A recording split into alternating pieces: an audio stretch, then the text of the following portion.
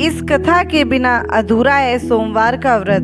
भगवान शिव पूरी करेंगे सभी इच्छाएं। सोमवार के व्रत को लेकर मान्यता है कि इस व्रत को करने से भगवान शिव अपने भक्तों की मुराद जल्दी पूरी करते हैं। सोमवार का दिन भगवान शिव को समर्पित है, इसलिए इस दिन भगवान शिव की पूजा और व्रत करने का महत्व और ज़्यादा बढ़ जाता है। यदि आप सोमवार के व्रत करते हैं तो आपको सोमवार व्रत कथा पढ़ना बेहद ज़रूरी है, क्योंकि इसके बिना आपका व्रत अधूरा माना जाता है। आइए जानते हैं सोमवार व्रत कथा। दोस्तों, देवों के देव महादेव बहुत ही भोले माने जाते हैं, इसलिए उनका एक नाम भोलेनाथ भी है।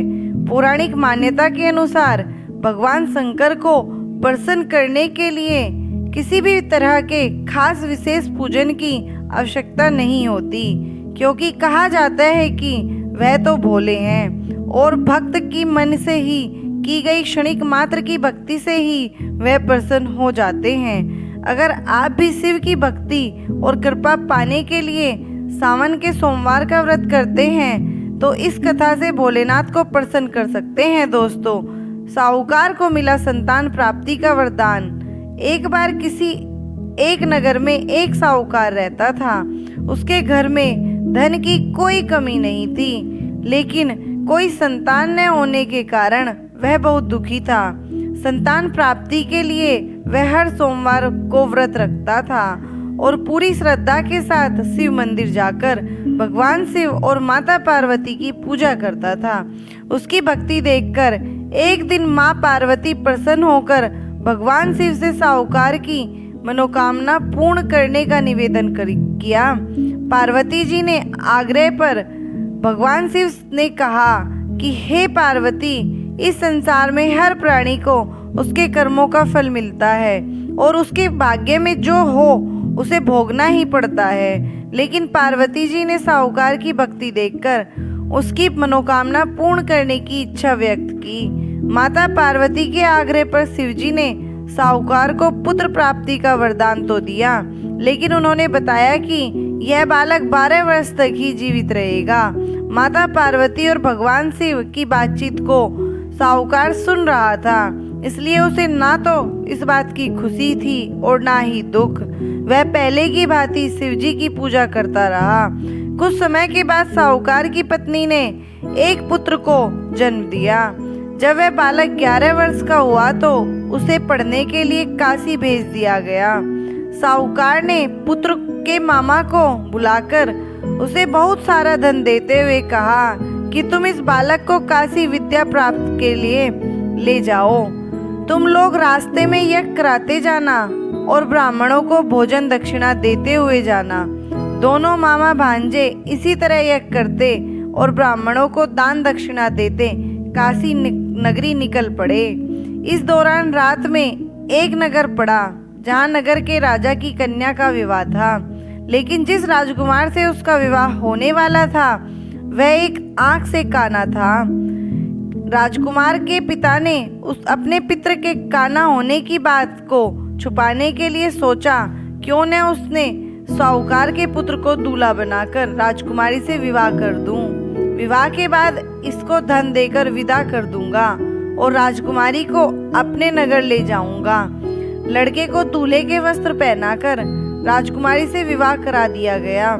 साहूकार का पुत्र ईमानदार था, उसे यह बात सही नहीं लगी, इसलिए उसने अवसर पाकर राजकुमारी के दुपट्टे पर लिखा कि तुम्हारा विवाह तो मेरे साथ हुआ है, लेकिन जिस राजकुमार के संग तुम्हें भेजा जाएगा वह एक आंख से काना है। मैं तो काशी पढ़ने जा रहा हूँ। जब राजकुमारी ने चुन्नी पर लिखी बातें पढ़ी तो उसने अपने माता पिता को यह बात बताई। राजा ने अपनी पुत्री को विदा नहीं किया, फिर बारात वापस चली गई। दूसरी ओर साहूकार का लड़का और उसका मामा काशी पहुँचे और वहाँ जाकर उन्होंने यज्ञ किया।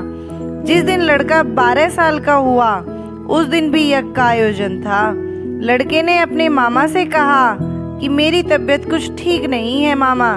मामा ने कहा कि तुम अंदर जाकर आराम कर लो बेटा।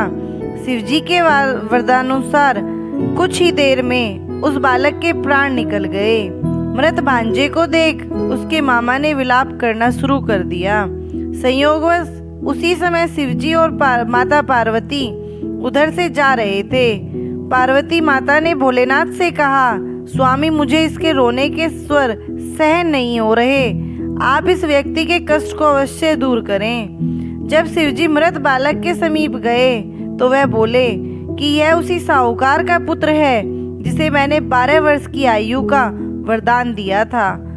अब इसकी आयु पूरी हो चुकी है। लेकिन मात भाव से विभोर माता पार्वती ने कहा कि हे महादेव, आप इस बालक को और आयु देने की कृपा करें, अन्यथा इसके वियोग से इसके माता पिता भी तड़प तड़प कर मर जाएंगे।